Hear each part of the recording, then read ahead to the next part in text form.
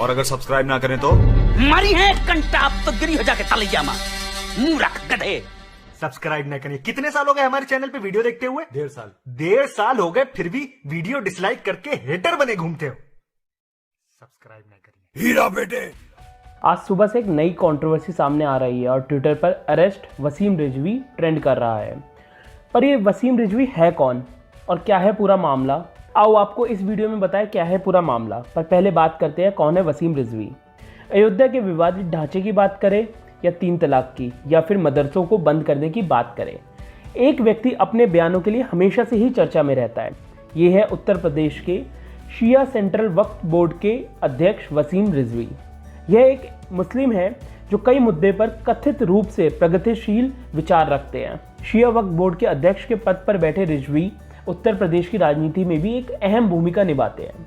देश भर में मुस्लिमों की कुल आबादी के 20% शिया मुसलमान हैं और बाकी सुन्नी हैं। शिया मुस्लिमों में रिजवी की अच्छी बैठक है। अब जानते हैं पूरा मामला क्या है।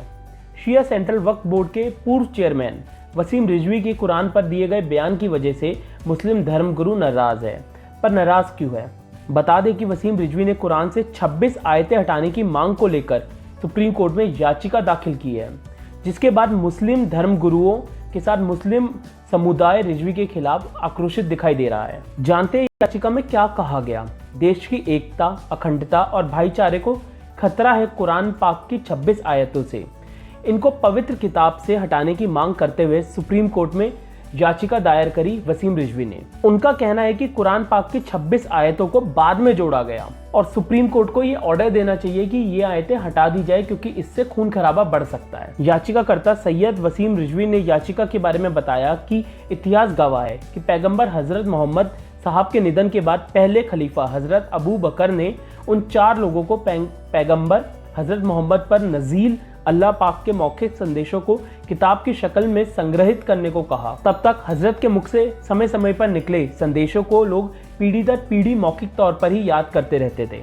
पहले खलीफा ने उन 4 लोगों को जिम्मेदारी दी थी जो हजरत के साथ रहे थे। सही उल बुखारी ग्रंथ के मुताबिक उबे बिन काब, मुआज बिन जबल, जैद बिन ताबित और अबू जैद को ये जिम्मेदारी दी गई थी। उस वक्त 3 अन्य लोगों ने सर्वसम्मति से हफ़ज़ कुरान की आयतों को लिखने की जिम्मेदारी जैद बिन ताबित को दे दी। कुरान पाक लिख दिया गया और उसे पैगंबर मोहम्मद साहब की चौथी बीवी और दूसरे खलीफा हजरत उमर की बेटी हफ्जा के हाथों में सौंप दिया गया। फिर तीसरे खलीफा हजरत उस्मान के ज़माने में अलग अलग लोगों के लिखित करीब 300 कुरान शरीफ प्रचलन में थे। तब उन्होंने कुरान पाक की मूल प्रति के लेखक हजरत जैद बिन से कहा कि हजरत हफ्सा से मांगकर मूल किताब की नकल अपने साथियों के सहयोग से तैयार करें। उसी वक्त इस्लाम को तलवार के दम पर फैलाने की मुहिम चल रही थी। याचिकाकर्ता की दलील है कि उसी समय ये 26 आयतें जोड़ी गई। इन आयतों में इंसानियत के मूल सिद्धांतों की हत्या की गई है। आगे चल के उन्होंने याचिका में ये भी कहा कि ये 26 आयतें मुसलमान नौजवानों का ब्रेन वॉश करने के लिए है। बस इसके बाद से ट्विटर पर अरेस्ट वसीम रिजवी ट्रेंड होने लगा और लोग अपना गुस्सा उनके खिलाफ ट्विटर पर निकालने लगे। लोगों का कहना है कि ऐसे कैसे कोई कह सकता है उनके धर्म ग्रंथ के बारे में कि 26 आयतें गलत है। कोई भी किताब हो उसकी इज्जत पूरी तरीके से करनी चाहिए। आपका इस मुद्दे पर क्या कहना है कमेंट्स में ज़रूर बताना। वीडियो अच्छी लगी तो शेयर करना।